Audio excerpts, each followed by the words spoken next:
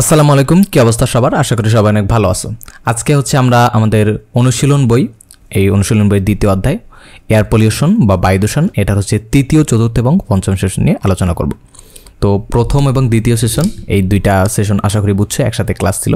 So যদি বুঝে থাকো বা ক্লাসটা দেখে থাকো তারপর এটা আসবা, তাহলে হচ্ছে মানে সবসময় ক্লাস দেখার ক্ষেত্রে সিরিয়াল মেনটেন করার চেষ্টা করবা, তাহলে ভালোভাবে বুঝতে পারবা। তো এই তৃতীয়, চতুর্থ এবং পঞ্চম সেশন এখানে কি আছে? এখানে প্রথমে আছে হচ্ছে একটা এক্সপেরিমেন্ট, কি একটা কাজ করতে বলছে, যে কোনো কিছুর সুগন্ধ বা দুর্গন্ধ কিভাবে ছড়ায় তা আমরা খুঁজে বের করব। এটাও একটা রিসার্চের মতো বা এক্সপেরিমেন্টের মতো, আমরা নিজেরা আসলে খুঁজে বের করবো একটা জিনিস কীভাবে ঘটে, সেটাই তো রিসার্চ, তাই না? তো সেজন্য সেশনের শুরুতে একটা এয়ার ফ্রেশনার বা আতর বা পারফিউমের বোতল খুলে শ্রেণীকক্ষের একটা নির্দিষ্ট স্থানে রেখে দাও। সিম্পল জিনিস, যেটা আমরা সচরাচর লক্ষ্য করে থাকি ঘরের। অনেক সময় ধরো আতরের কৌটা যদি, মানে অনেকে তো আতর দাও, তাই না? তো আতরের কৌটা যদি খুলে রেখে চলে যাও, দেখবা হচ্ছে সারা ঘরে গন্ধ ছড়িয়ে পড়ছে, সুগন্ধ ছড়িয়ে পড়ছে। কীভাবে? কারণ এটা কিছু একটা হয়। আচ্ছা, এটা পরে বলছি কীভাবে হয়, এটা তো আমরা অনেকেই জানো, তারপরও আমি এক্সপ্লেন করার চেষ্টা করব। তো এরপরে বলা হয়েছে যে বাড়ির কাজ নিশ্চয়ই করে এসেছো। হ্যাঁ, বাড়ির কাজ যেটা ছিল আগের সেশনে সেটা। তারপর বিভিন্ন দলের সাথে তোমার আনা কাজ দেখে আলোচনা করো। সবার পর তথ্য তুলনা করে দেখো পৃথিবীর কোন অঞ্চলের বায়ু দূষণের মাত্রা বেশি বা কম, বিভিন্ন এলাকার কোন বৈশিষ্ট্যর উপরে এই বায়ু দূষণের মাত্রা নির্ভর করে, সেটা হচ্ছে বের করতে বলছে আমাদের। তো এগুলো হচ্ছে সিম্পল কথাবার্তা, আমাদের কমপ্লেক্স কিছু থাকলে সেটা আমরা চলে যাই। তো এখন হচ্ছে যেই কাজটা করতে বলছে সেটা ইম্পর্টেন্ট একটা কাজ। এই বায়ু দূষণের কারণে কী কী সমস্যা সৃষ্টি হচ্ছে আমাদের মানুষের উপর, তারপর হচ্ছে পরিবেশের উপর বা প্রকৃতির উপর বা অন্যান্য প্রাণীর উপর। তো আমরাই তো সৃষ্টির একমাত্র জীব না, তাই না? পৃথিবীতে তো আরও অনেক জীব আছে। তো এদের উপর কার উপর কী প্রভাব পড়তে পারে এই বায়ু দূষণের কারণে, বায়ু দূষণের কারণে, বা হচ্ছে air pollution, specially air pollution না, সব ধরনের পলিউশনের প্রভাবিত মানুষের উপর, তারপর হচ্ছে পরিবেশের উপর, পরিবেশের অন্যান্য জীবের উপর পড়ে। তো একটা কিছু হইলে সেটার প্রভাব তো সবার উপরই পড়বে, এটাই তো স্বাভাবিক, তাই না? তো এই প্রভাবগুলো কীভাবে, কী পড়বে, কী প্রভাব পড়ে, কীভাবে প্রভাব পড়ে, এইগুলো হচ্ছে আমরা এক্সপ্লেন করব, বা এইটাই হচ্ছে খুঁজে বের করতে হবে। তো যে অঞ্চলের দূষিত বাতাস, সেখানে মানুষের কী ধরনের অসুবিধা হচ্ছে, মানুষ ছাড়া বিভিন্ন প্রাণী, উদ্ভিদ সেখানে থাকে, তাদের কী সমস্যা হচ্ছে সেটা খুঁজে বের করে। এর পাশাপাশি দূষিত বায়ুর কারণে প্রকৃতির উপর আর কী ধরনের প্রভাব পড়ে তাও ভেবে দেখো, এটা বলছে। এইসব তথ্য জোগাড় করার জন্য যথাযথ পত্রিকা, বই কিংবা লাইব্রেরির সাহায্য নিতে হবে, কিংবা ইন্টারনেটও খুঁজে দেখতে পারবে, প্রয়োজনে শিক্ষকের সহায়তা নাও।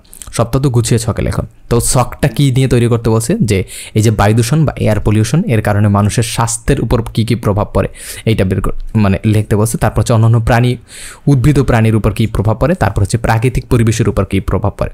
এইটা করার জন্য তোমরা প্রথমে হচ্ছে গুগলে যাবো, গুগলে গিয়ে বিভিন্ন আর্টিকেল সার্চ করতে পারো। যেমন এটা লিখে সার্চ করতে পারো যে বায়ু দূষণের প্রভাব বা বায়ু দূষণের ফলাফল, বা বায়ু দূষণের ফলে মানুষের স্বাস্থ্যের উপর প্রভাব, বা বায়ু দূষণের ফলে মানুষের মানসিক স্বাস্থ্যের উপর প্রভাব, উদ্ভিদের উপর প্রভাব, জলবায়ুর উপর প্রভাব, এইরকম এই যে কিওয়ার্ডগুলো বলতেছি, এগুলো লিখে বাংলা, একেবারে বাংলায়, সরাসরি বাংলায় লিখে তারপর সার্চ দেবা, তাহলে হচ্ছে অনেক আর্টিকেল পাবা।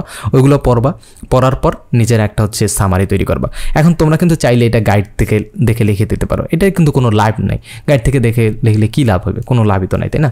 তো আমার সাজেশন হচ্ছে নিজেরা একটু বের করার চেষ্টা করবা, কারণ এটার কাজই তো এটা তো সবাই জানে যে মানুষের স্বাস্থ্যের উপর কী কী প্রভাব পড়ে। মোটামুটি যে হৃৎপিণ্ডের না তো সরি ফুসফুসের সমস্যা হতে পারে, কারণ ফুসফুসের মাধ্যমে তো আমরা শ্বাস নিই, তাই না? তারপর হচ্ছে রক্তচাপের উপর, ব্লাড প্রেশারের উপর প্রভাব পড়তে পারে বায়ু দূষণের কারণে। তারপর হচ্ছে মানসিক স্বাস্থ্যের উপর বায়ু দূষণের কারণে, যে কোনো পলিউশনের কারণেই হচ্ছে এয়ার পলিউশন বলো, সান পলিউশন বলো, যে কোনো পলিউশনের কারণে মানসিক স্বাস্থ্যের উপর প্রভাব পড়ে, মেজাজ খিটখিটে হয়ে যায়। যদি একটা নির্মল পরিবেশে, শান্ত পরিবেশে, লেটস সে তুমি একটা খুব সুন্দর পরিবেশে থাকো,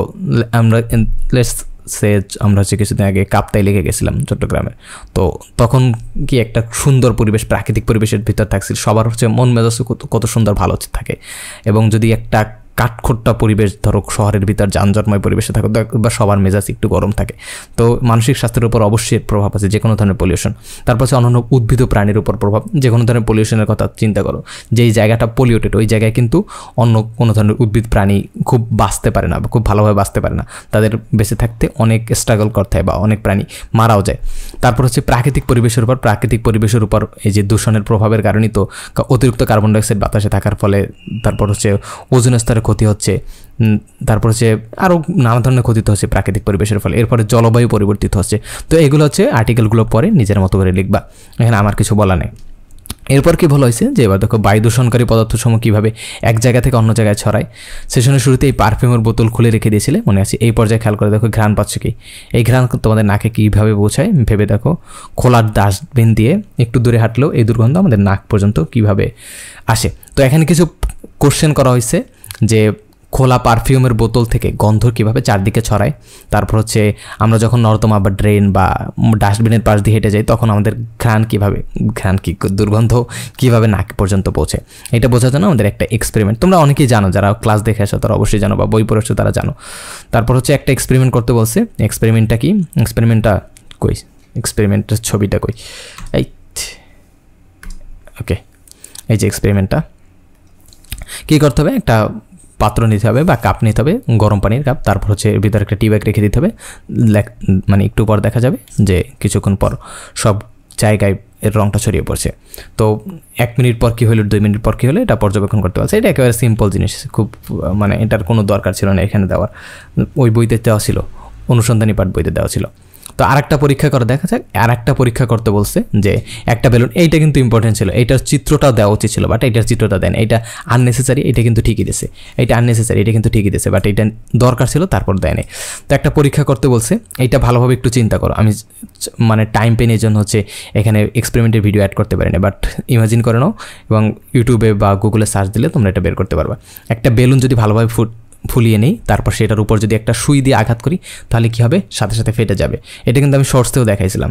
তো যাই হোক, সাথে সাথে ফেটে যাবে। তো এইখানে হচ্ছে বিজ্ঞানের একটা থিওরি বা একটা সূত্র কাজ করছে।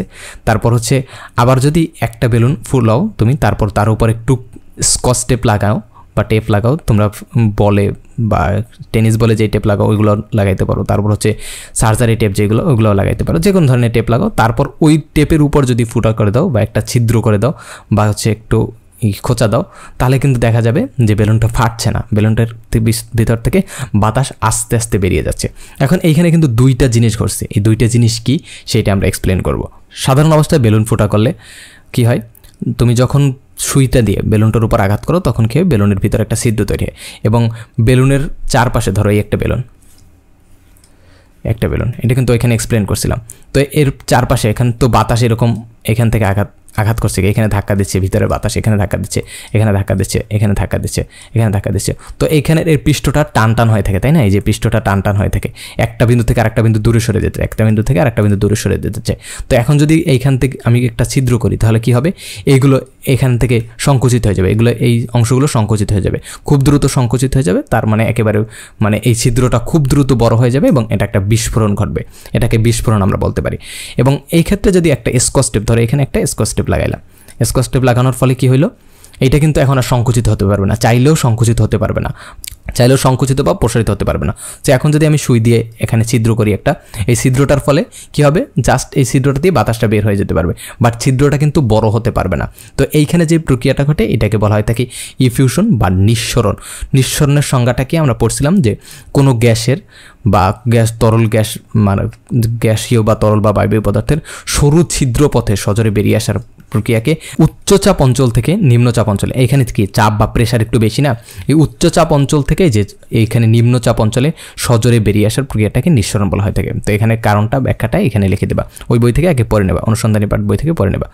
তারপর কি বলছে, তারপর হচ্ছে ব্যাখ্যা অনেকদের পরে শুনাইতে বলছে, শুনাইলা, এখানে খুব ইন্টারেস্টিং বা ইম্পর্টেন্ট কিছু নাই। এরপর কি আছে দেখি, আচ্ছা এখানে যে আমি যেইগুলো বললাম সেগুলো দেওয়া আছে যে এবার অনুসন্ধানী পাঠ বই থেকে রসায়ন অংশের পদার্থের অবস্থা থেকে কণার গতিতত্ত্ব, ব্যাপন ও নিঃসরণ অংশটুকু পড়ে না, পড়া হয়ে গেলে তোমার পাশের সহপাঠীর সাথে আলোচনা করে দেখো আগের পরীক্ষণ দুইটির সাথে এই দুইটি ঘটনা কোনো সম্পর্ক কিছু খুঁজে পেয়েছো?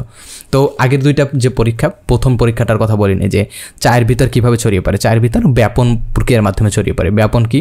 ব্যাপন হচ্ছে কোনো পদার্থের অণুগুলোর বেশি ঘনত্বের স্থান থেকে কম ঘনত্বের স্থানে স্বতঃস্ফূর্তভাবে ছড়িয়ে পড়ার যে প্রক্রিয়া সেটাকে ব্যাপন বলা হয় থাকে। তো চায়ের ক্ষেত্রে কী ঘটছিল, এখান থেকে অণুগুলো বের হয়, এখানে যে চায়ের অণুগুলো বা কালার যেটা ছড়াইছে এই কালারগুলো এখানে বেশি ছিল, এটার ঘনত্ব বেশি ছিল, আর পানির এখানে ঘনত্ব কম ছিল। তো এই বেশি ঘনত্বের স্থান থেকে কম ঘনত্বের স্থানে স্বতঃস্ফূর্তভাবে ছড়িয়ে পড়ছে, এই প্রক্রিয়াটা হচ্ছে ব্যাপন।